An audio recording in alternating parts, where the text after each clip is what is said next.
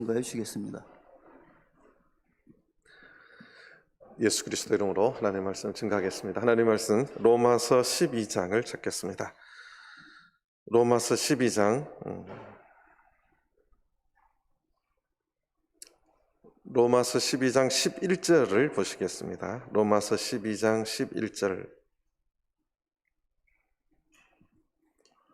로마서 12장 11절입니다. 부지런하여 게으르지 말고 열심을 품고 주를 섬기라. 아멘. 할렐루야.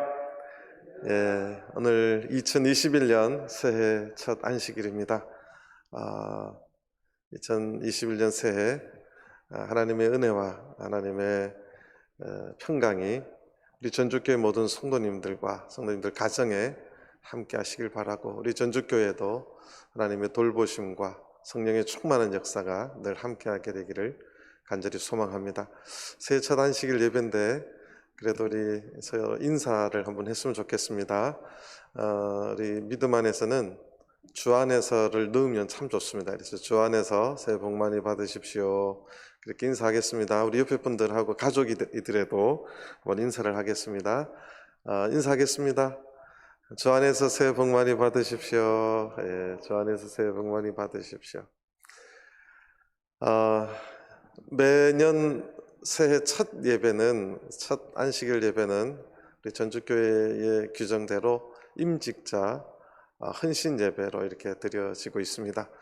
그래서 그러면 임직자만 참석할 수 있느냐, 그게 아니고 우리 모든 성도님들이 함께 예배 드리는데, 우리 교회에서 그래도 하나님 앞에 작은 직분부터 해서 큰 성직까지 맡은 모든 분들이 다시 한번 하나님 앞에 마음을 가다듬고 하나님 앞에 올바른 헌신을 각오하는 그런 시간으로 삼자고 이렇게 임직자 헌신 예배를 하게 되는 것입니다. 우리 전주교회는 식구가 많아서 우리 장로님, 집사님들 뿐만 아니라 임원들도 계시고, 또 각 신도회에 또 회장, 총무, 전도 뭐 이런 여러 가지 맡으신 분들도 계시고, 또 우리 교회 학교 가면 유치부부터 해서 사층부까지 각 조직의 또 교사로 또 회장으로 또 총무로 여러 가지 직분을 맡으신 수많은 분들이 있습니다. 또 예배가 되면 성가대부터 해서 반주자, 앞에서 안내하시는 분, 좌석 배치를 인도해 주시는 분, 모든 분들 각자 맡으신 하나님 앞에 일들이 다 있습니다.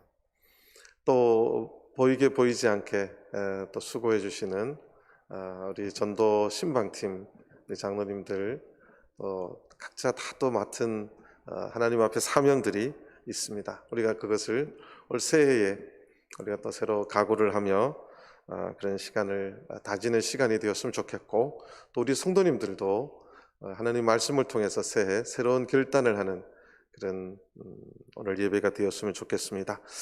로마서는 이제 사도행전 뒤에 가장 먼저 이제 나오는 성경책인데, 우리가 로마서를 알고 보면 바울 사도가 1차 전도여행, 2차, 3차 전도여행을 마치고 고린도에서 이제 마지막 가보지 않은 곳 로마와 땅끝인 사바나를 가고자 생각을 해서, 그러니까 1차 전도여행에 수많은 일을 겪고 2차 전도여행에서도 참 많은 일을 겪고 3차 전도여행을 통해서도 참 많은 교회 개척과 또 이방인들과 유대인들과의 변증을 통해서 그런 모든 것을 집대성한 책이 바로 로마서입니다. 그래서 고린도에서 그 로마서를 집필을 다 하고 이제 예루살렘으로 돌아가면서 밀레도에 잠깐 들렀다가 에베소 교회 장로들을 만나고 예루살렘에 가서 이제 체포가 되고 구금이 되어서 로마까지 죄수의 몸으로 이렇게 가게 됩니다. 그래서 로마서를 크게 이제 두 가지 파트로 나누는데, 1장에서 11장을 보통 이제 복음의 내용을 아주 치밀하게 바울 사도가 기록을 해놓고 있습니다. 그래서 보통 여기를 이제 교리편이다 뭐 이렇게 명칭을 하는데, 알고 보면 굉장히 그 복음의 내용을 가지고 기록을 해놓고 있습니다.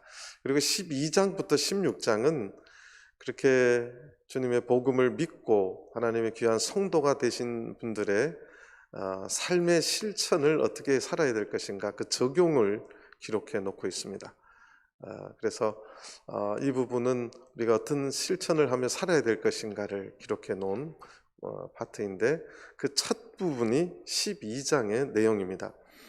근데 이제 12장 그 1절부터 오늘 13절까지 저희들이 좀 참고를 하려고 하는데, 여기에 한 패러그래프, 그러니까 다 읽어야 되는 내용인데, 이 내용을 보면 우리 하나님 믿는 백성들이 다 알아야 될, 하나님의 귀한 백성들이 교회에서 또 세상에서 어떻게 살아야 될 것인가를 아주 잘 기록해 놓고 있는 부분인데, 더 나아가서 이 부분이 오늘날 교회에서 아주 내가 작은 분량의 직분을 맡거나 교회 일을 맡은 성도님과 또는 성직을 맡은 분들까지도 우리가 꼭 생각하고 마음에 담아두어야 될 귀한 말씀이기에 오늘 아침에 이 말씀을 함께 나누고자 합니다. 우리가 하나님의 맡은 일꾼으로서 가장 중요한 것이 뭐냐? 그것이 1절에 기록되어 있습니다. 우리가 너무나 잘 아는 말씀이죠.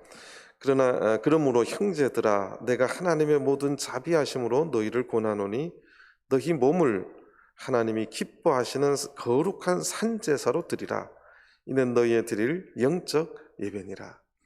그러니까 하나님의 복음의 말씀을 듣고 복음의 말씀을 깨달아서 하나님의 백성이 된 모든 성도들이 이제 어떻게 살아야 될 것인가, 삶을 어떻게 적용을 할 것인가, 수많은 하나님의 귀한 말씀을 다 듣고 이 땅에서 살아갈 적에 가장 첫 번째 중요한 것은 하나님 앞에 우리 몸을 하나님이 기뻐하시는 거룩한 산제사로 드리는 하나님의 백성이 돼야 된다는 사실입니다. 이것은 12장 1절에 그러므로 형제들아로 시작됩니다. 이것은 임직자가 아닌 우리 평신도들, 모든 성도들에게 해당되는 말씀입니다. 그러니까 하나님의 말씀대로 물과 성령으로 거듭난 모든 성도들에게 해당되는 말씀이라는 것이요.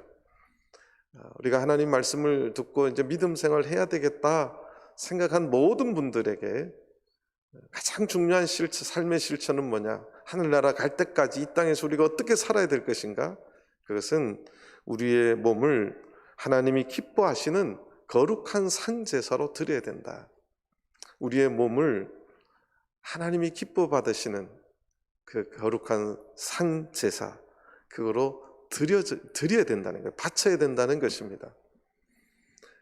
내가 복음을 깨닫고 신앙생활을 하기로 생각해 놓고 내가 하나님 앞에 하나님이 기뻐하시는 방법으로 그러한 산 예배의 예배자로 드리지 못한다면 그것은 복음을 진정으로 깨달은 자가 아니라는 것입니다. 이렇게 형제들이 하물며 이렇게 살아야 될진데, 교회의 임직자라고 한다면 가장 중요한 것은 자기의 몸을 하나님이 기뻐하시는 거룩한 산제사로 드릴 줄 알아야 되는 것입니다. 그래서 교회에서 대부분 임직자를 뽑을 적에 이분이 정말 자기의 몸을 하나님이 기뻐하시는 거룩한 산제사로 드릴 줄 아느냐 모르느냐, 이것이 참 많은 중요한 기준으로 이렇게 삼는다는 사실입니다. 하나님이 기뻐하시는 거룩한 산제사라는 것은 무엇이냐? 오늘날로 보면 당연히 예배이겠지요. 그런데 이 예배가 참된 예배자라고 하는 것이 몸이 교회에 참여해서 여기서 예배 드리는 것뿐만 아니라 거룩한 산제사라고 하는 것은 예배 이후에 우리의 삶까지도 포함되는 말씀입니다. 우리가 예배에 참석을 계속 한다고 해서 우리의 믿음이 성장하고 우리가 정말 하나님 앞에 바쳐진 삶을 사는 것은 아닐 수 있습니다. 그래서 하나님이 기뻐하시는 예배는 당연히 우리가 다른 서신서를 보고 성경 말씀을 다 보면 반드시 모이는 데 힘써야 되는 것입니다. 예배에 모이기를 힘써야 되는 것뿐만 아니라 하나님의 말씀대로 그 예배자답게 세상에서 살아가는 것, 이것이 우리가 하나님 앞에 드릴 영적 예배라는 것입니다. 그렇다면 교회의 수많은 활동과 교회의 수많은 사소한 여러 가지 책임을 맡은 모든 임직자들이 교회에서 가장 먼저 중요하게 생각할 것은 하나님이 기뻐하시는 영적 제사, 우리가 드려야 될 하나님이 기뻐하시는 그런 산제사를 반드시 드리는 그러한 분이 되어야 될 줄 압니다. 두 번째는 2절에 있습니다. 너희는 이 세대를 본받지 말고 오직 마음을 새롭게 함으로 변화를 받아 하나님의 선하시고 기뻐하시고 온전하신 뜻이 무엇인지 분별하도록 하라. 오늘날 선과 거짓, 참과 거짓, 이런 것이 분별이 모호한 시대입니다. 진리가 무엇인지, 이단이 무엇인지도 참 모호한 시대입니다. 그런데 당연히 우리가 복음의 진리를 깨달으면 그 말씀을 굳게 붙잡고 이거 이외의 것들, 또는 하나님의 복음의 말씀 속에 감춰진 성도의 그 삶의 내용을 붙잡았다면 그 내용을 잘 분별해서 무엇이 하나님이 기뻐하시지 않는지, 무엇이 하나님께서 악하게 보시는지 그것을 잘 깨닫고 분별할 줄을 알아야 되는 것입니다. 그래서 오늘 여기에 이 세대를 본받지 말고 오직 마음을 새롭게 함으로 변화를 받아서 하나님의 선하시고 하나님께서 기뻐하시고 하나님께서 온전하게 여기시는 그 뜻이 무엇인지 정확하게 깨달아서 실천하는 그러한 임직자들이 다 되어야 되는 것입니다. 교회에서 우리 청년부, 우리 전주에는 대학 청년부가 있고 사회 청년부가 있습니다. 청년들을 제가 오랜 경험을 해보면 저희 교회는 참 그래도 믿음의 모양이 참 아름답고 믿음이 참 건전한 청년들이 대부분입니다. 근데 이제 이렇게 청년이 이렇게 간부가 되고 목을 맡으면 마치 그것이 이 완장인 줄 알아요. 이 견장인 줄 압니다. 그래서 마치 자기가 군림하려고 그러고 하나님의 뜻이 무엇인지, 하나님께서 선하게 생각하는 것이 무엇인지, 하나님이 온전하게 생각하는 것이 무엇인지에 대한 고민을 별로 안 합니다. 이것은 하나님의 나라에서 중요한 모습이 아니에요. 우리가 복음을 깨닫고 복음을 실천하는 모든 성도들에게 해당되지만 특별히 우리가 작은 직분이라도 맡게 되면 내가 어떻게 해서 나의 능력을 나타낼까가 아니라 하나님의 뜻이 무엇인지를 정확하게 깨닫고 세상과 분별할 줄 알아야 되는 거예요. 세상에 성공하신 분들이 또 임직자가 되면 많이 오류를 범하는 게 있습니다. 내가 세상에서 성공했고 내가 세상에서 큰 직책을 가지고 있는데 거기에서 적용되고 거기에서 말하는 것을 교회에 그대로 가지고 들어오려고 그럽니다. 그래서 하나님의 나라인 교회와 세상은 다른 것인데 그것이 하나님이 선하시게 생각하고 하나님께서 기뻐하시고 하나님께서 온전하게 생각하시는 것이냐 아니냐 이걸 분별도 안 하고 그저 교회에 가지고 들어오려고 그럽니다. 만약 임직자가 그런다면 그 교회가 이제 시끄럽게 되는 것입니다. 굉장히 잘 분별하고 깨달아야 되는 것입니다. 그래서 오늘 이 로마서 통해서 복음을 깨닫고 하나님의 귀한 성도가 되었고 특별히 우리 전주교회 큰 교회 임직자가 되었다면 세상과 분별할 줄을 알아야 됩니다. 하나님이 무엇을 선하게 보시는가, 하나님께서 무엇을 기뻐하시는가, 하나님께서 무엇을 온전하게 보시는가, 그거를 볼 줄 알아야 됩니다. 그것을 볼 줄 모르니까 세상 잣대로 교회를 비판하기 시작하고 또 어떤 목회자의 목양의 방법을 비판하기 시작합니다. 세상의 잣대로는 당연히 비판받을 수 있겠지요. 그런데 하나님의 방법으로 우리가 고민할 필요가 있습니다. 이것이 임직자의 바른 모습, 두 번째 성경이 당부하는 말씀입니다. 세 번째는 3절에 있습니다. 내게 주신 은혜로 말미암아 너희 중 각 사람에게 말하노니 마땅히 생각할 그 이상의 생각을 품지 말고 오직 하나님께서 각 사람에게 나눠주신 믿음의 분량대로 지혜롭게 생각하라. 세 번째는 하나님께서 각 사람에게 나눠주신 믿음의 분량대로 지혜롭게 생각하라. 뜻이 좀 애매합니다. 무엇이 지혜롭게 생각하는 것인가? 하나님께서 각 사람에게 나눠주신 믿음의 분량대로 지혜롭게 생각하라. 여기서 무엇이 지혜롭게 생각하는 것인가 애매한데 전체 3절 내용을 다 읽어보면 분명하게 나타나는 말씀입니다. 너희 중 각 사람에게 말하노니 마땅히 생각할 그 이상의 생각을 품지 말고, 이렇게 돼 있어요.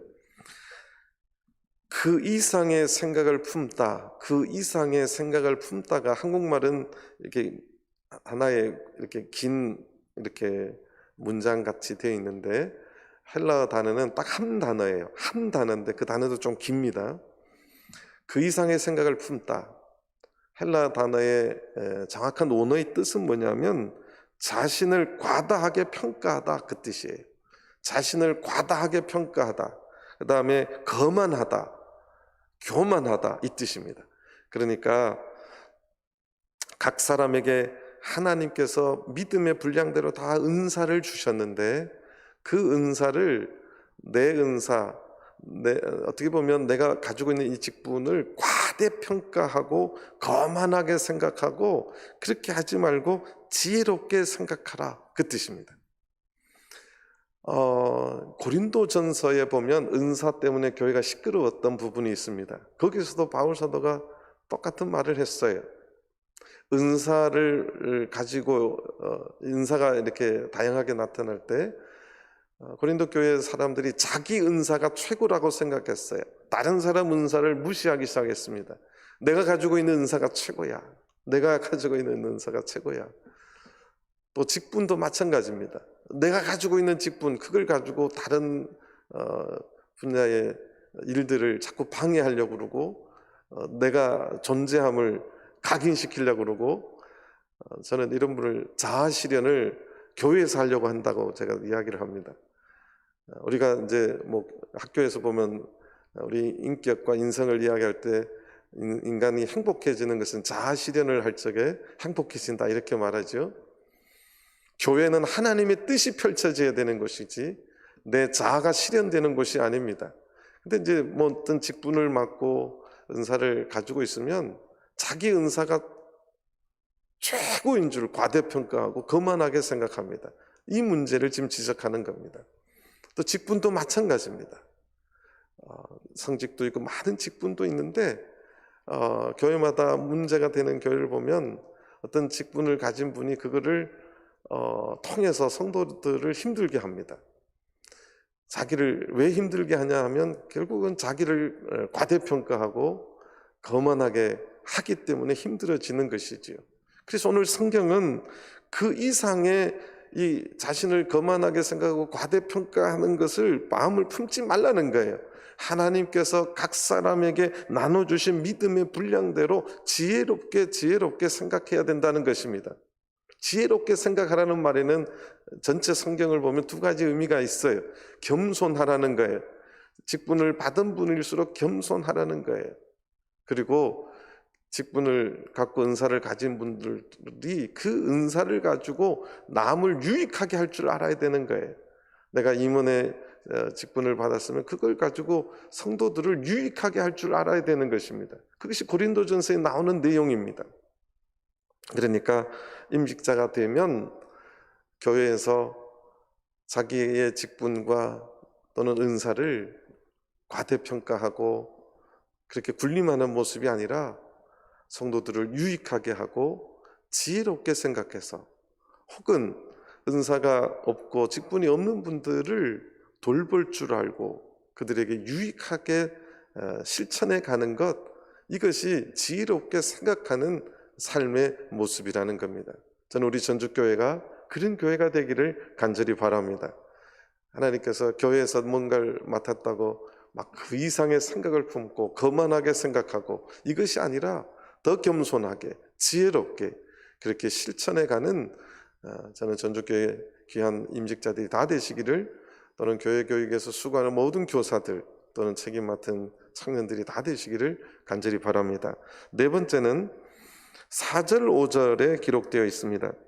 우리가 한 몸에 많은 지체를 가졌으나, 우리가 많은 지체를 가졌지요. 모든 지체가 같은 직분을 가진 것은 아닙니다. 그런데 5절에 보면 이와 같이 우리 많은 사람이 그리스도 안에서 한 몸이 되어 서로 지체가 되었다. 그래서 많은 지체, 다른 직분을 가졌어도 그리스도 안에서 한 몸임을 기억해야 되는 것입니다. 교회에는 많은 지체가 있습니다. 믿음이 좋은 분도 있고 믿음이 연약한 분도 있습니다. 또 몸이 건강하신 분도 있고 몸이 건강하지 못해서 교회에 나오고 싶어도 못 나온 분도 있습니다. 젊은 분도 있고 어린 애들도 있고 연세가 많아서 교회에 나오고 싶어도 못 나오시는 지금 요양원에 계시는 성도님들도 있습니다. 코로나 이전에 제가 요양 이렇게 원에 가면 우리 어르신들이 막 저를 보면 우세요. 그럼 저는 막 너무 마음이 아픕니다. 왜 우시느냐 하면 교회를 가고 싶다는 거예요. 교회를 가고 싶은데 가지 못하는 것 때문에 힘들어합니다. 교회는 이런 다양한 모든 지체들이 다 모인 한 가족입니다. 우리가 이렇게 소외될 수 있고 잊혀져 갈 수 있는 모든 지체들을 다 생각하고, 그런 모든 성도들이 또는 직분도 다양합니다. 다양한 각도에서 다양한 어떤 모습으로 교회를 봉사합니다. 이런 모든 지체와 직분을 가진 분들이 다 다르지만 교회는 그리스도 안에서 한 몸임을 반드시 기억해야 된다는 것입니다. 우리가 자꾸 잊혀져 가는 분들을 소홀히 하거나 또는 그들을 아주 배척하거나 이러한 태도를 가진 임직자라면 상당히 위험합니다. 저는 굉장히 위험한 생각이라고 생각합니다. 그들을 품을 줄 알아야 되고 그들을 교회에서 따뜻하게 감싸 안을 수 있는 것, 이것이 임직자가 해야 될 일입니다.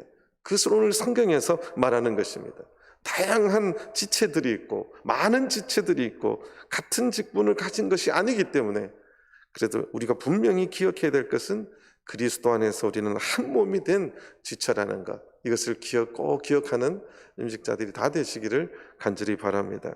다섯 번째 성경이 우리들에게 부탁하는 말씀은 6절, 7절, 8절에 있습니다. 우리에게 주신 은혜대로 받은 은사가 각각 다르니 혹 예언이면 믿음의 분수대로, 혹 섬기는 일이면 섬기는 일로, 혹 가르치는 자면 가르치는 일로, 혹 권위하는 자면 권위하는 일로, 구제하는 자는 성실함으로, 다스리는 자는 부지런함으로, 긍휼을 베푸는 자는 즐거움으로 할 것이니라. 교회의 직분이 다양합니다. 하나님께서 주신 은사도 다양합니다. 그러니까 교회에서 해야 되는, 우리가 섬기고 봉사하고 여러 가지 교회 사역을 돕는 모습은 엄청나게 다른 모습들이 많다는 거예요. 그런데 그러한 봉사를 할 적에 즐거움으로 할 수 있어야 된다는 것입니다. 이게 굉장히 중요한 거예요. 하나님의 일을 하는데 즐거움이 없다? 저는 이거는 문제가 있다고 생각을 합니다. 하나님의 일은 항상 즐거움으로 할 수 있어야 돼요. 제가 모 교회에 있을 적에 어떤 분이 직분을 갖고 계시는데 항상 불만이에요. 그분이 해야 될 일이에요. 그런데 늘 불평불만이십니다. 하나님의 일을 하는데 기쁨이 없어요. 본인이 해야 될 일임에도 이분 뭐라 그러고 저분 뭐라 그러고 믿음의 성장을 할 수가 없습니다. 아름다운 모습도 아닙니다. 그래서 교회에서 맡은 임직을 맡았다면 그 모습은 다양합니다. 여러 가지 오늘 여기에 6절, 7절, 8절에 기록해 놓고 있어요. 그런데 가장 중요한 우리들에게 명령으로 주시는 말씀은 즐거움으로 할 것이니라. 즐거움으로 해야 된다는 거예요. 교회 일이 힘들 때 많습니다. 교회 일은 안 하면 욕 안 먹습니다.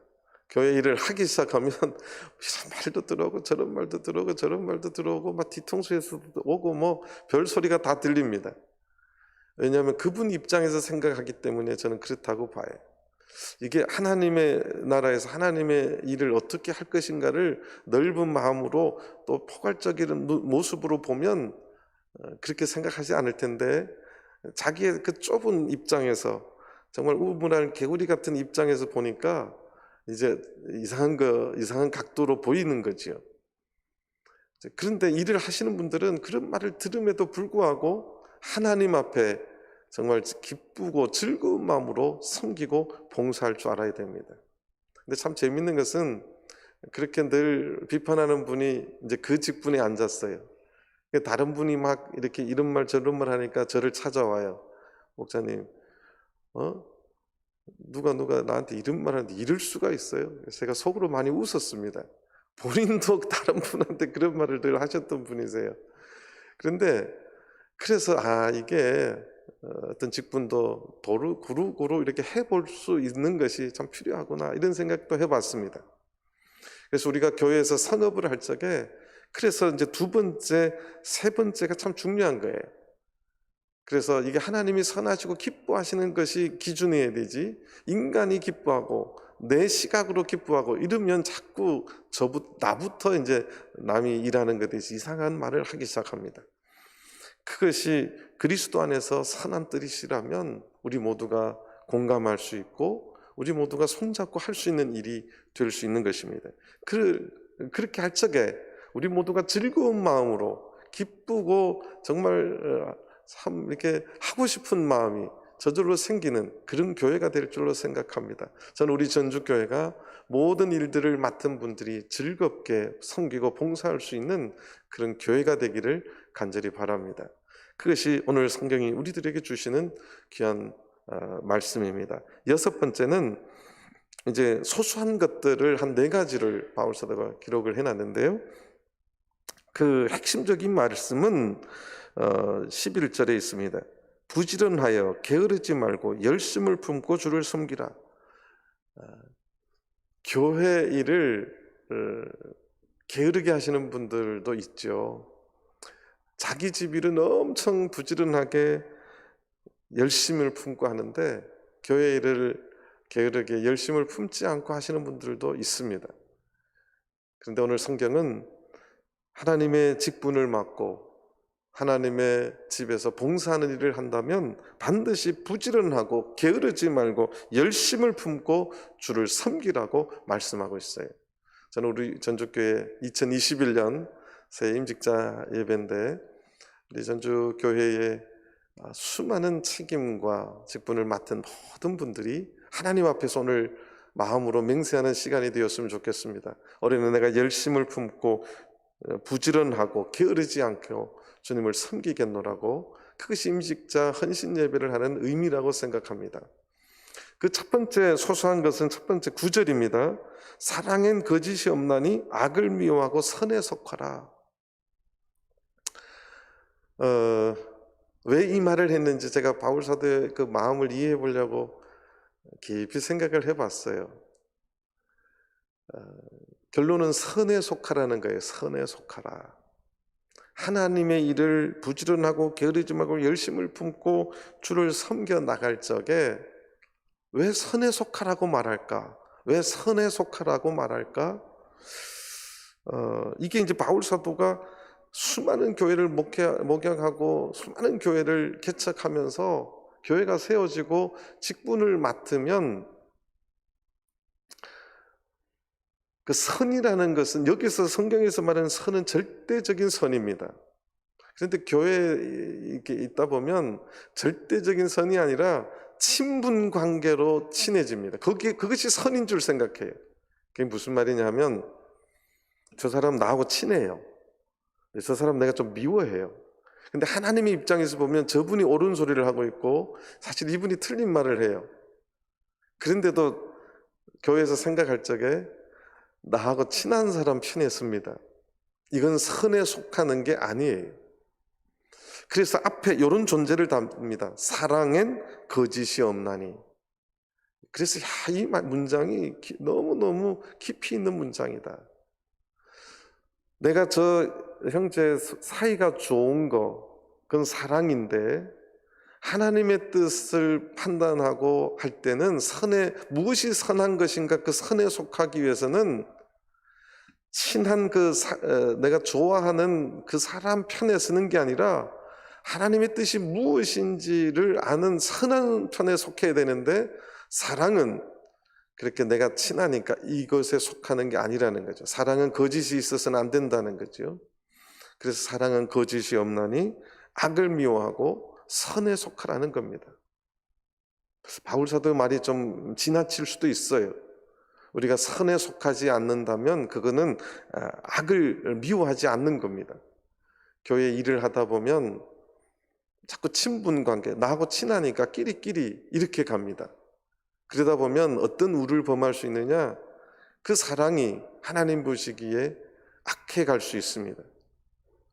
그래서 고린도 교회도 당파 문제가 생긴 거예요. 그런데 우리가 하나님이 선히 여기는 그 속에 속하라는 거예요. 하나님이 여기시는 선에 속할 때는 외로울 수 있습니다. 그러기 위해서 항상 중요한 게 두 번째, 세 번째가 중요해요. 무엇이 하나님이 선하시고 기뻐하시고 온전한 뜻이 무엇인지를 분별할 줄 알아야 되죠. 그래야 선한 데 속할 수 있습니다. 하나님이 선히 여기는 곳에 속할 수가 있는 것이죠. 10번째는 10절입니다. 작은 두 번째 소소한 것은 10절인데요. 형제를 사랑하고 서로 우애하고 존경하기를 서로 먼저 하라. 임직자가 되어서 형제 위에 굴림해서는 안 됩니다. 형제를 섬기는 일이 임직자의 일이에요. 예수님은 이 땅에 섬기러 왔다고 되어 있습니다. 자기의 목숨을 바쳤다고 말하고 있습니다. 임직자가 되어서 견장을 찬 모습으로, 완장을 찬 모습으로 굴림해서는 안 되고, 정말 중요한 모습은 형제를 사랑해야 돼요. 우애하는 모습이 있어야 됩니다. 존경해야 됩니다. 그런데 참 재밌는 것은 성경에 서로 하라고 하면 안 됩니다. 실천이 잘 안 돼요. 저는 이 서로 하려면 먼저 해야 된다고 말합니다. 먼저 해야 된다. 먼저 해야 된다. 이런 일에 우리가 부지런하고 게으르지 말고 열심으로 할 때 교회가 더 화합되고 교회가 더 사랑으로 충만한 교회가 될 줄로 믿습니다. 저는 우리 전족교회가 그런 교회가 되기를 간절히 바랍니다. 세 번째는 12절에 있습니다. 소망 중에 즐거워하며 환난 중에 참으며 기도에 항상 힘써라. 우리가 부지런하고 게으르지 말고 열심히 해야 될 일 세 번째가 기도에 항상 힘써야 돼요. 기도할 줄 아는 분들은 소망 중에 즐거워할 줄 알고 환난 중에 참을 줄 아는 분들입니다. 이 소망 중에 즐거워한다는 것은 이 땅의 삶은 늘 항상 힘듭니다. 이 땅에 우리가 신앙생활 한다는 것이 쉬운 일이 아니에요. 근데 우리가 가지는 것은 항상 참된 소망입니다. 하늘나라를 소망하고 하늘나라를 바라볼 적에 이 땅에 어떠한 어려움과 고통과 역경이 와도 즐거워할 수 있습니다. 이런 즐거움을 누릴 수 있는 그 힘은 어디에서 오느냐? 기도하는 데서 나옵니다. 그래서 이 한 구절에 적어 놓은 거예요. 12절에. 소망 중에 즐거워할 수 있는 힘이 어디서 오느냐? 기도에서 나옵니다. 환난을 참을 수 있는 힘이 어디서 나오느냐? 기도에서 나오는 것입니다. 그래서 소망 중에 즐거워하고 환난 중에 참는 그런 귀한 임직자들이 되고 늘 기도에 힘쓰는, 기도에 항상 힘쓰라고 그렇게 성경은 우리들에게 알려주고 있습니다. 임직자가 기도하지 않는다면 영적으로 연약한 존재가 될 수 있죠. 오히려 삶의 무게를 이기지 못하고 그 화를 교회에 와서 푸는 분들도 있습니다. 집에서 화난 것을 교회에 와서 푸는 분도 있습니다. 저는 이거는 임직자의 자세가 될 수 없다고 봅니다. 임직자는 그렇게 해서는 안 됩니다. 교회 와서 막 화난 모습으로 대놓고 말하는 분도 있더라고요. 나 오늘 화났어, 건들지 마. 교회에서 이렇게 하는 임직자는 있어서는 안 됩니다. 자기 스스로 기도를 항상 힘쓰면서 이런 것이 하나님하고 해결돼서 교회에 와서 성도를 섬겨야지. 그래서 기도가 꼭 필요한 겁니다. 소망 중에 즐거워하는 모습으로 나와야 되고 환난을 참는, 그 환난 참는 것이 교회에서 나타나는 모습이라면 이분의 영성은 아직 자란 모습이 아닙니다. 그래서 기도에 항상 힘쓰는 임직자가 또는 우리 책임 맡은 분들 우리 교육부의 그 작은 단위부터 해서 기도할 때는 우리 청년들 되기를 간절히 바랍니다. 마지막 네 번째는요, 소소한 네 번째는 성도들의 쓸 것을 공급하며 손대접하기를 힘쓰라. 성도들의 책임을 맡은 임직자들은 성도들의 쓸 것을 공급할 줄 알아야 됩니다. 제가 전주 와서 교회에 무슨 문제가 있을까? 제일 첫 번째 제가 느껴지는 게 방송이 성도들이 안 들린다는 거예요. 특히 모친님들, 어르신들이 귀에 안 들린다는 거예요. 그러면 임직자들은 이 안 들리는 문제를 해결할 줄을 알아야 돼요. 해결을 해줘야 됩니다. 그것이 임직자가 할 일이에요. 성도들이 쓸 것을 공급할 줄을 알아야 됩니다. 제가 첫 회의 때 이거 방송을 돈이 들더라도 좀 해줘야 안 되느냐, 쉽게 통과되지 않았습니다. 작년에 여자 집사님이 이렇게 큰 돈을 헌금을 하면서 방송을 좀 고쳤으면 좋겠다, 그렇게 해서 시작이 되어서 작년에 방송이 이렇게 수리가 되고 고쳐졌습니다. 근데 딱 맞게 또 이 코로나 때문에 비대면 예배가 되어서 방송 송출하는데 참 문제가 많았습니다. 계속해서 성도들이 전화가 와요. 왜 전주교회 화면은 왜 이렇게 어둡습니까? 소리가 잘 안 들립니다. 참 감사하죠. 잘 수리가 되어서 지금은 집에서도 깨끗한 화면에 깨끗한 음성으로 예배를 드릴 수 있게 되었습니다. 저는 임직자라면 교회의 이런 문제에 쓸 것이 있다면 공급하는 것이 먼저입니다. 교회 돈을 아껴야 되는 게 먼저가 아니라는 거죠.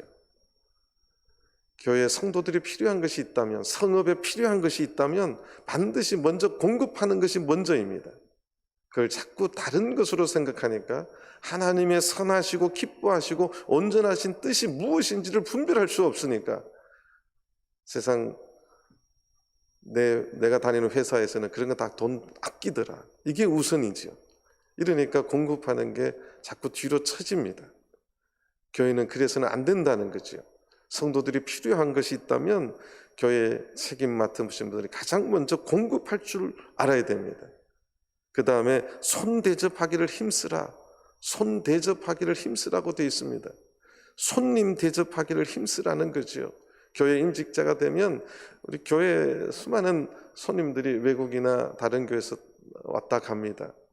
임직자들은 이런 손대접하기를 힘써야 되는 것입니다. 왜 교회에 자꾸 손님이 오냐고.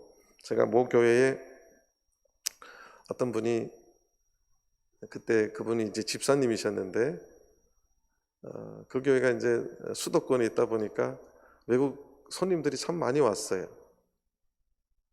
그러면 회의를 하면 어떻게 접대를 할 거냐면 그분이 제일 반대했습니다.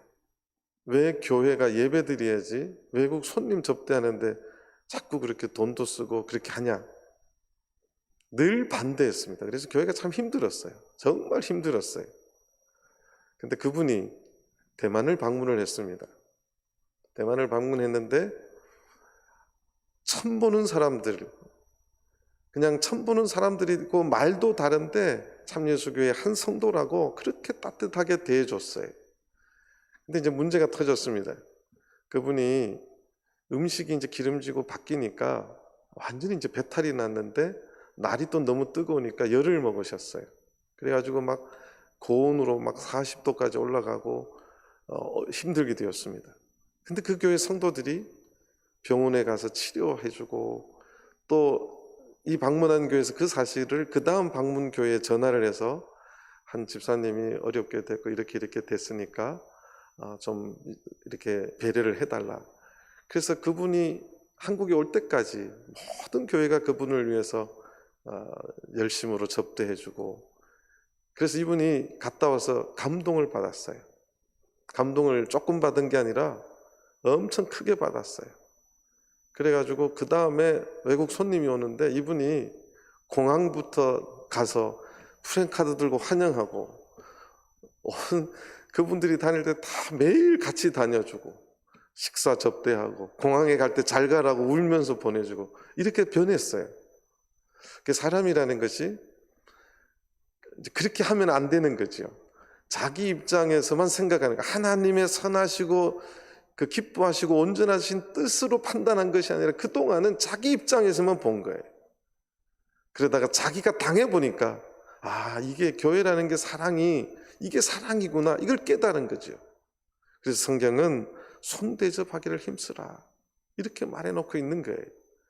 저는 우리 전주교회 모든 임직자들이 내 입장이 아닌 항상 하나님이 기뻐하시고 선하시고 온전하신 뜻이 무엇인지를 분별할 줄 아는 그런 임직자들 되기를 간절히 바랍니다.